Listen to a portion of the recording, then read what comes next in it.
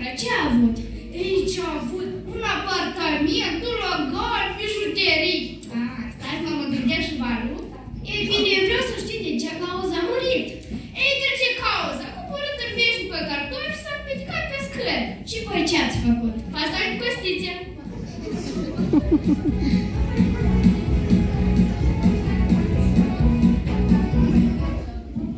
Mamă, hai, și noi și era mult la mama și ți-a dat.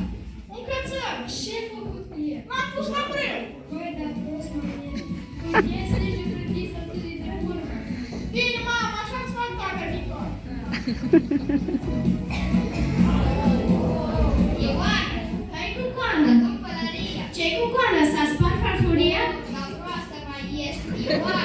Hai cu coană. La două cartofi. Nu cu coană, nu s-au copt cartofii. Dar proastă mai ești, Ioana. Hai cu coană. La două sandale. Hai cu coană, nu-ți gata sarmalele. Dar proastă mai ești. Pleacă de aici, să nu te pasă. Coană. Hai cu coană. Ia vino, leac până cu apă. Uite, să rămâi la doamnă. Nu toată, până la magazin să te duci. O ascultă la mine, fii atent. Te duci la stânga, la dreapta, la stânga, la dreapta, iar la stânga. Dai de o piatră, atent să te împiedici, că să suri nasul. Iar e la stânga, la dreapta, la stânga, la dreapta, iar la stânga. Atent, treci pe un pod, atent să te alungi și să te îmburiezi. Of, nu știu ce-ți fac. Apoi iar la stânga, la dreapta, la stânga, la dreapta, iar la stânga. Dai de farmacie. Iese butonul, apeși apeși, iese farmacista, cere seringă și un kilogram de bomboane. Ai înțeles? Da, cu coană. Ia repede ce ți-am spus. Pe cum?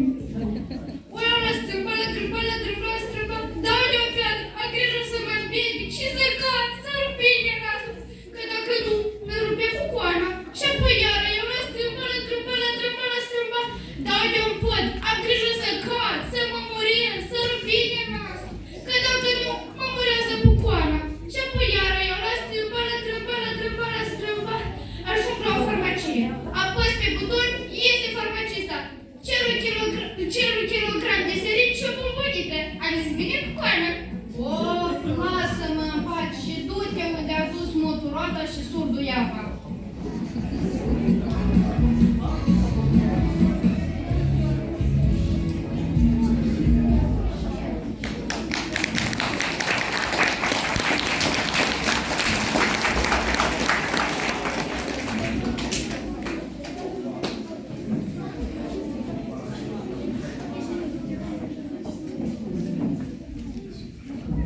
Melodia fie pace.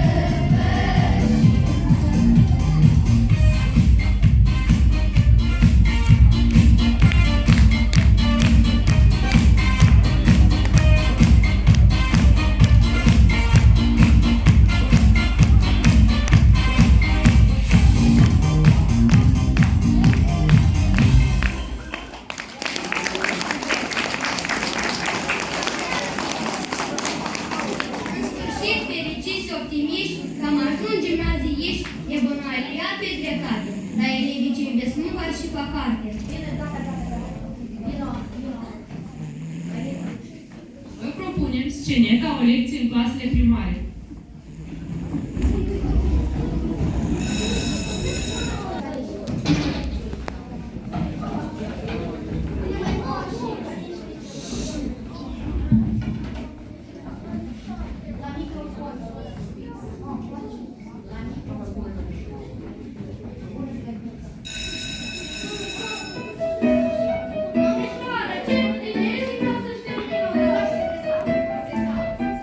Unde este profesora voastră? Domnule director, după ce ați dat afară, bine spuneți altfel. Ce se întâmplă aici? Domnule director, nu știu ce se întâmplă cu clasa aceasta. Nu învață, nu ascultă. Doamna, copiii trebuie să vă comportați ca... Ați înțeles? Da, domnule director. Vreau să vă prezint noi elevi. Copii, haideți să facem cunoștință cu noi elevi. Tu cum te numești? Eu mă numesc Lena. Dar nu este corect Lena, corect este Elena. Treci la rog. Tu cum te numești? Eu mă numesc Katia. Dar nu este corect Katia, corect este Caterina. Treci la rog. Tu cum te numești? Eu mă numesc Boris. Da, profesore, te ascult. Doamna păstoare, am o întrebare. Da, desigur. Poate fi un om pedepsit pentru cele ce nu a săvârșit? Desigur că nu. Atunci mă rog, nu mă pedepsiți pentru că nu am făcut temele pe pământ. Ia priviți-l cu mănâncă, nu-ți e rușine? Da, profesoară, mă zis că dacă mănânc singur de voi, mă fac mai deștept. Serios? Da, profesoară, vă dau și dumneavoastră. Hai tu! Dacă vă stau leu cu canta. Bine, uite, îți dau 3 lei și tu dai 3 sâmburi. Poftim, domnul profesor, legați și se dea imediat efectul. Păi nu văd niciun efect și cu 3 lei cumpăram 3 kg de miere. Vedeți, domnul profesor, tocmai după 3 sâmburi vă să fug mult mai deșteaptă. O faci tu pe deșteptul. Spune-te rog, unde este Australia? Acolo. Unde acolo? Doamnă profesor, asta deja este o altă întrebare. Doamne, pui! Care pui? Care? Pui, Vasile! Mâine toate, pune să dormi la mine la oră! Ce? Unde? Te întreb, cum pot să dorm la mine la oră? Cu greu, dar dacă vorbim mai încet, să măcar știi la ce oră te afli. La geografie. La geografie, pasă. Boris! Boris! Vino, te rog și prezintă globul. Doamnă profesor, e nevoie. Prezintă globul. Doamnă profesoară, globul. Doamnă profesoară, corect? Nu-i corect, treci rog. Burcolan, vino, te rog și conjungă verbul a merge. Eu merg, tu mergi, ei merg. Mai repede! Eu fug, ei fugi la loc. Copii, haideți să trecem la ceva mai sufletește. Popescule, spune-te rog, ce înseamnă pentru tine patria? Pentru mine patria înseamnă... Nu știu, doamnă profesoară. Treci la loc. Hai, mă, Marina, spune. Pentru mine patria este mama. Ai înțeles? Da, doamnă profesor. Ce ai înțeles? Pentru mine patria înseamnă mama lui Ion. Mama lui Ion, mama tău. Mama mea, eu îți faci cu Ion. Elevi, cine știe să cânte la un instrument muzical? Hai, Boris.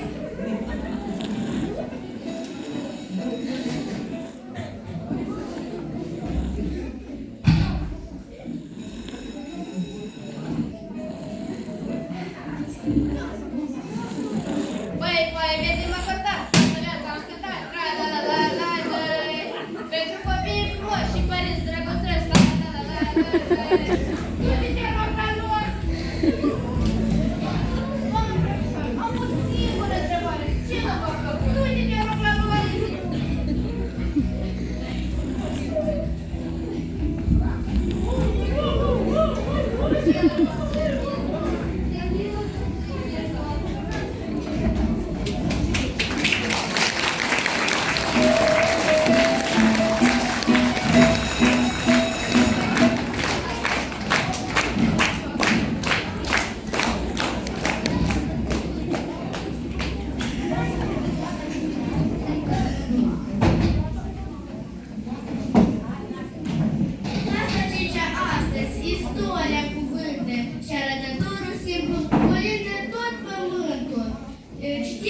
învață ce este bine și din copii neștiutori, prin taina literelor, privim lumină. Despre lume, bine și neasuflețită, despre pământ și învelișurile sale, despre om care stăpân pe tot ce ne înconjoară, învățăm la disciplină științe. Aici noi învățăm cum ne e țara și câte bogății ascundem în ea. Știm câte frumuseți au strâns într-o cunună Chișinăul, Orheiul, Nistru și Dunărea. Desenul ne învață să observăm tot ce frumos în jur și armonios, să ilustrăm tot ce gândim, să combinăm culorile frumos. Gramate ne învață de o limbă curată și frumoasă, să vorbim fără greșeli spre mare, corect să o scriem, să o citim. Sus capul, nu fiți trivi, de astăzi suntem gimnaziști. Noi vă promitem să învățăm, să fim cuminți, să ascultăm de profesori și părinți.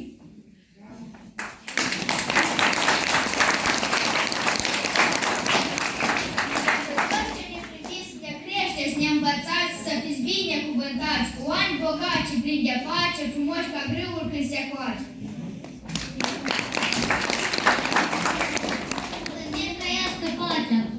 Oamenii ca furnică. Gimnaziul nostru, vreau din satul Frederic.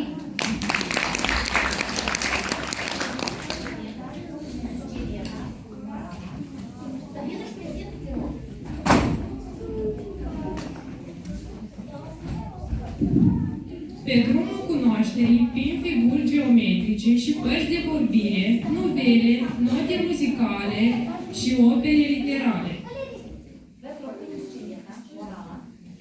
Vă propunem sceleta morală adresată părinților.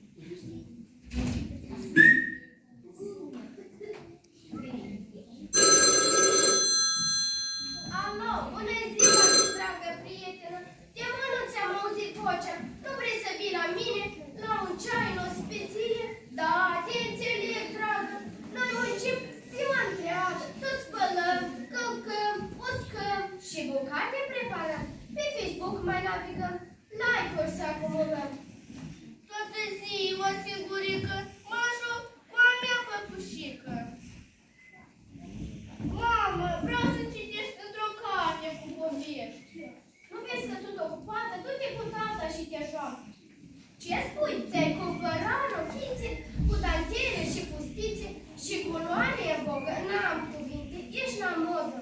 Au toc de 10 centimetri, vei putea merge pe metri. Da, atenție, da, te invidiez mereu. Mâine îmi cumpăr și eu. Mamă, uite-am un chip, ajută-mă, te rog, puțin. Uite de aici, nu vezi că sunt ocupată?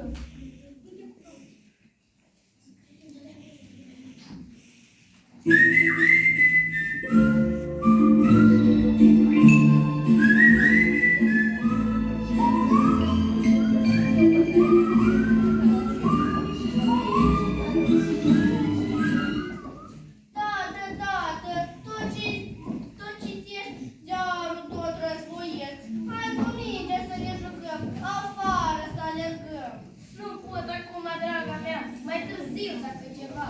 Am ziarul de citit și meciul de privit. Sunt susținător înrăit, singurul meu este favorit.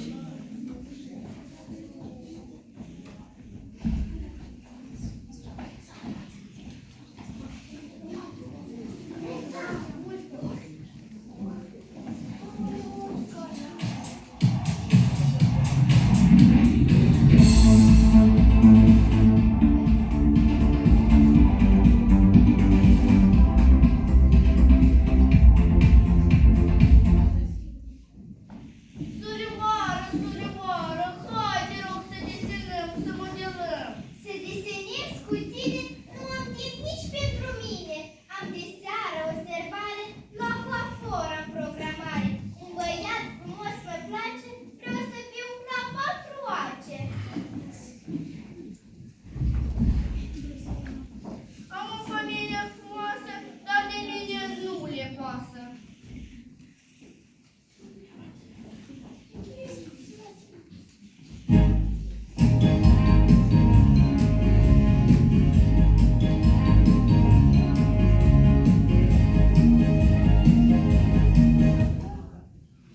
Copilul, cât ar fi de mic, acordați-i și lui timp. Mamă, tata, surioara, voi cu ea să vă jucați, să desenați, să modelați, plimbați, să vă plimbați. Căci atunci când va fi mare, veți avea o alinare. Te voi ajuta mereu și la bine și la rău.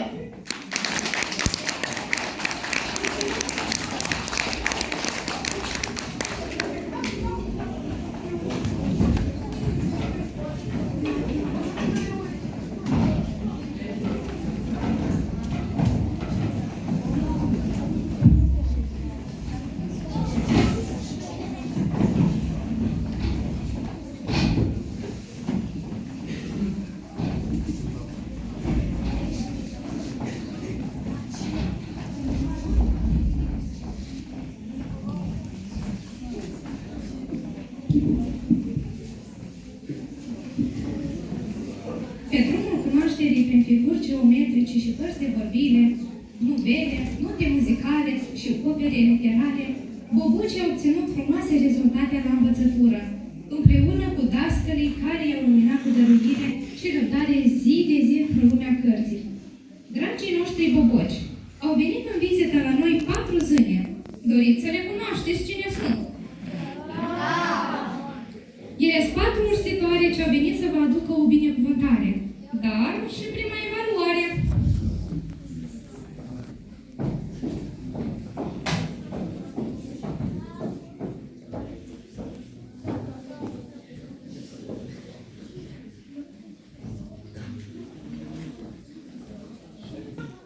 Foarte fină, dar cu cont de disciplină.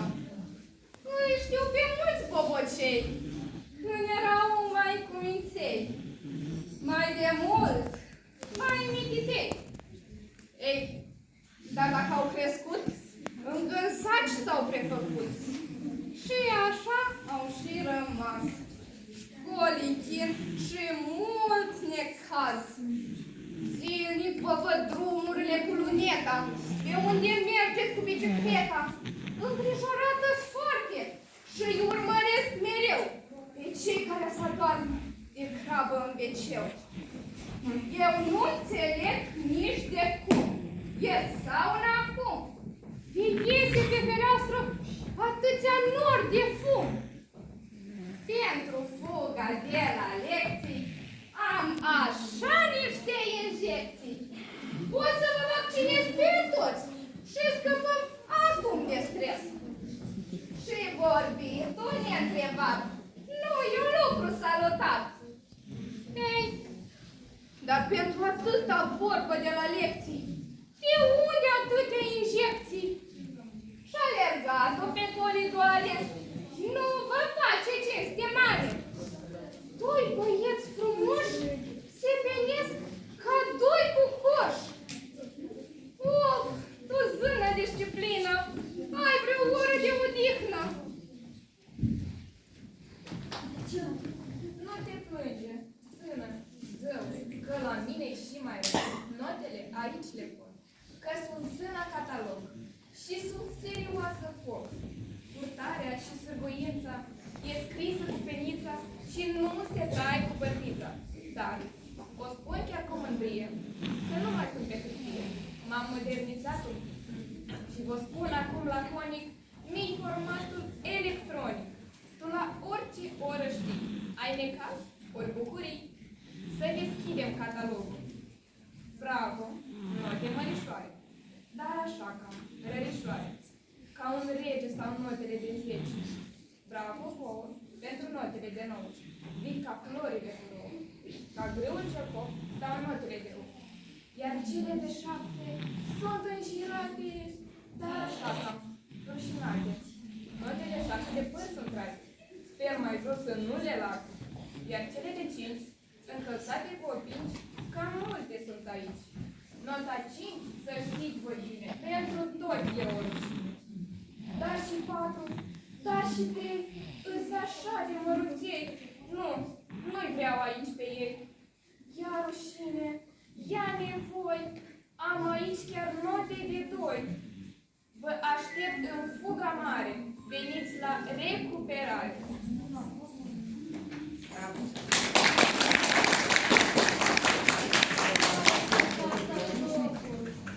Lasă, eu sunt zâna temelor de acasă, dar anumioară.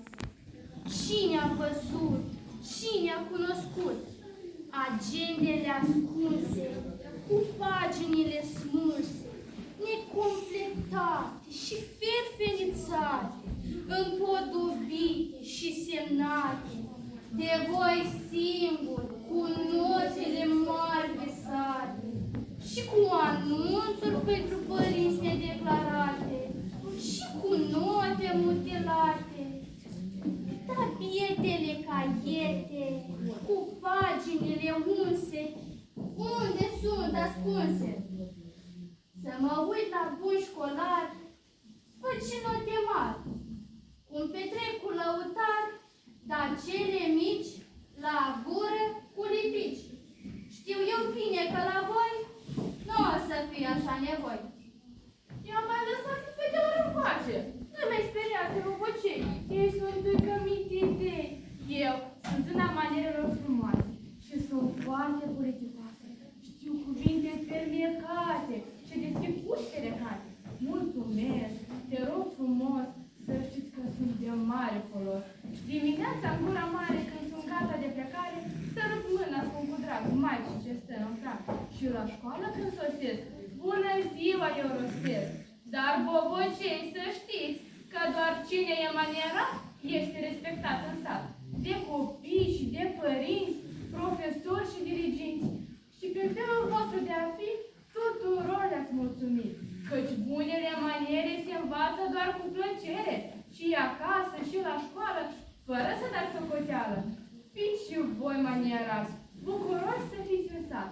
Doar așa în societate veți fi respectați pe meritate.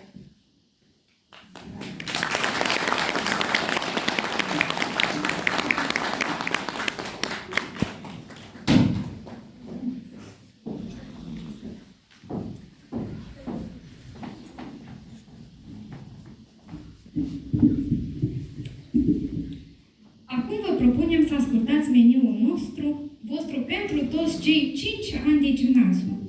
Dejunul. Dejunul va fi ușor, ca să nu cadă greu la stomac în timpul orelor.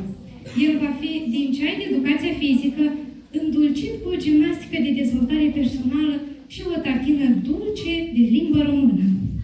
Prânzul. Deoarece prânzul îl luăm mai târziu, el va fi mai bogat.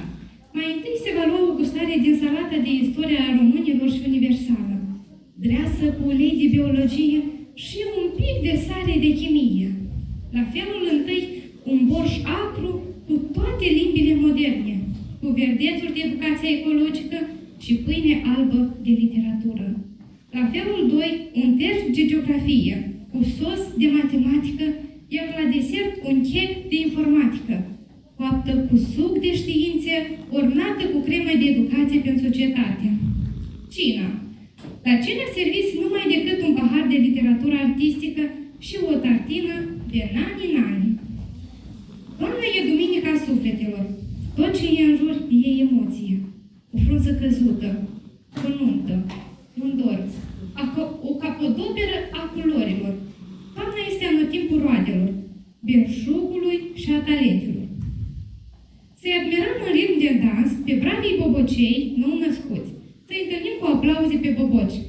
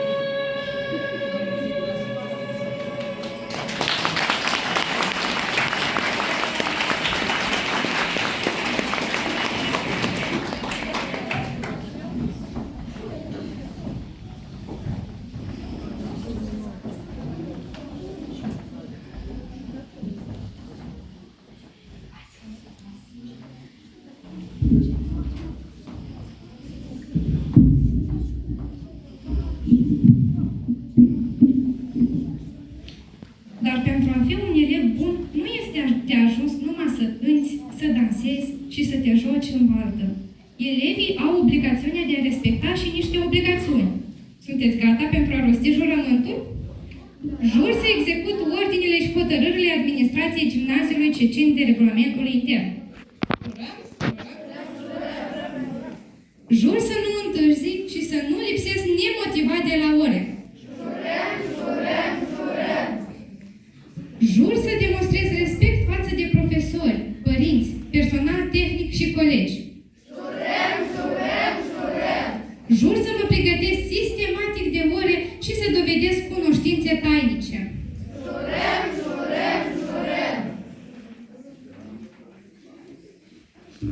Jur să particip la toate activitățile extracurriculare prin implicare creativă și originală. Jur să port cu demnitate numele de gimnazist și să fiu un model pentru colegii mei mai mici. Jur să nu uit niciodată rădăcinile. colegii. Vă rugăm să aplaudați pe bobocii clasei a 5-a.